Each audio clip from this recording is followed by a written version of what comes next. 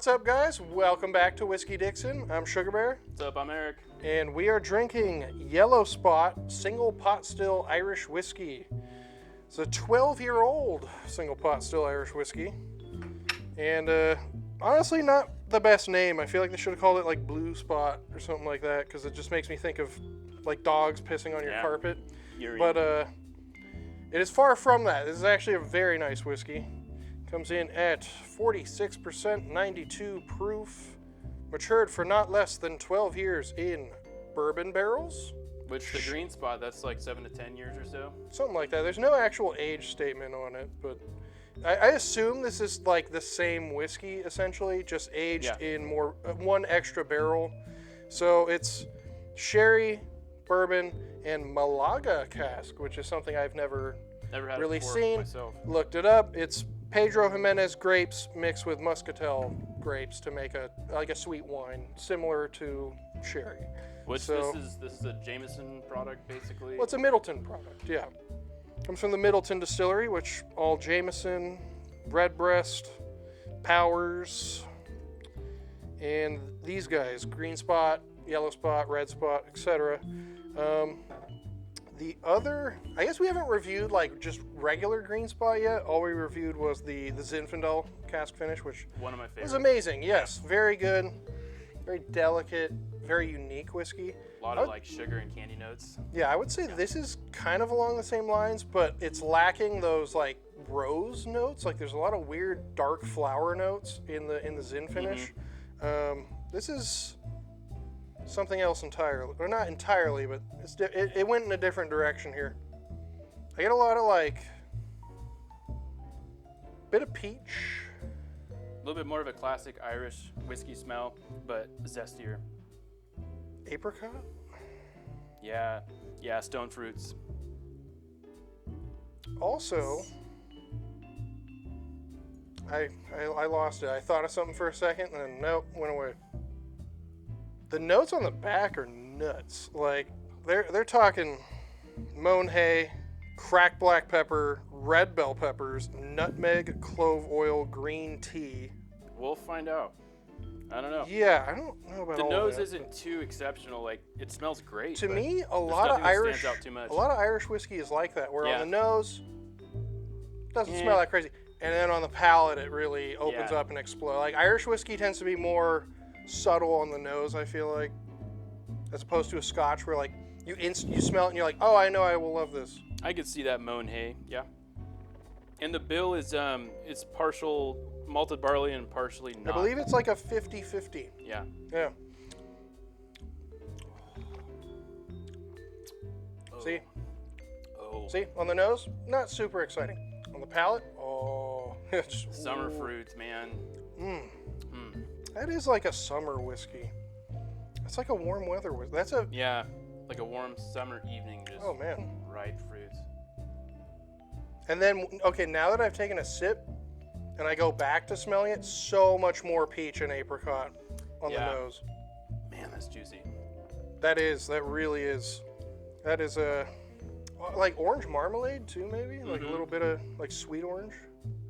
So much better than Green Spot, in my opinion. Oh, like the classic? Baby. Yeah. I mean, it better be. It's not cheap. This comes in usually between like $90 and $100. I would say that is the standard price for this. I would say worth it. I would too. I wish it was a little cheaper, but yeah, it's actually worth it. It's obviously Sugarbear's baby this one, and for a good reason. That's something you save. Yeah, I don't break this one out too much. But hell yeah. Yeah, no, it's a long finish, dude. Like for just a 12-year. Like what I've noticed with the Irish whiskey versus Scotch whiskeys, an age statement on an Irish whiskey tends to cost significantly more than an age statement Scotch whiskey. Like, you just don't see it as often. You don't see a lot of 12s, you know? Like the only 12s I've had are all kind of expensive too. Like, and same with like 12s, 15. Yeah, like Redbreast 12. Redbreast 12, I would say, is the cheapest of the 12-year Irish, and even that's now like $60. Is it? Yeah. Okay. So in California, about a year ago, it was like $50 at Costco. Nah, it keeps going up because people discovered it. That's the problem. Is people know how good it is. Yeah. Because it is good. But like the Redbreast 15 is like $75, $80. Yeah. Which actually is cheaper than this. But this is a little better, I think. There's just different. Something about, I think it's the Malaga cask that's giving it those peach and apricot notes. Single pot stilled, right? Yep, single pot still just means malted and unmalted barley and distilled 3 times, triple distilled. So it's gonna smoothen it out, yeah? That's the idea. They swear by it, the Irish? Yeah, that's just the traditional Irish style, is you use malted and unmalted barley to avoid the tax that was so high on malted barley back in the day. They're like, we'll just throw unmalted barley in there, see what happens. And that's what gives it the nutty kind of notes and like that banana note you get, and sort of like the oily mouthfeel as well, because there's a small amount of fat inside of like any seed or grain that protects the core, the heart of the seed. I don't know the name of it, but that's the idea anyway, and that's where that oiliness comes from. That is actually a small amount of fats from the seeds. It's crazy that it's suspended in there and it doesn't separate out. It's pretty neat. I've seen where, like, I don't know if this will do it. We'll try it. See how cloudy it is actually? Yeah. That's the fat separating for a second. So any whiskey on the air bubbles. Any whiskey that is it only did it for a little bit. I've seen some where like it will straight up turn half and half, like. Oh, that's nuts. Yeah.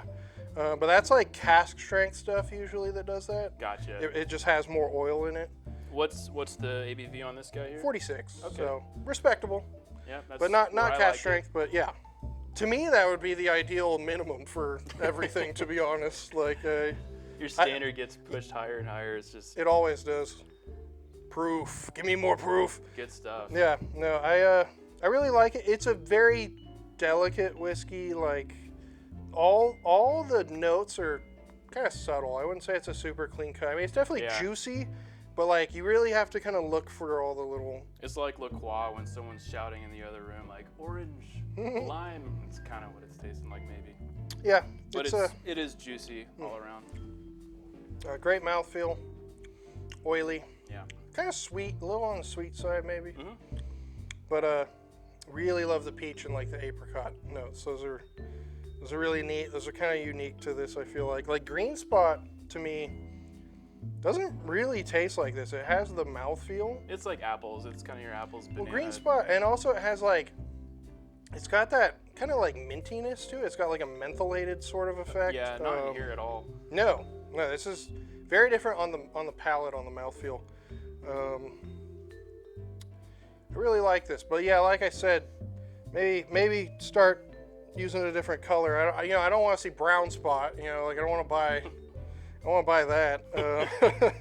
There's a red spot, right? There is a red spot. That makes me uncomfortable. It's better than yellow spot, I guess.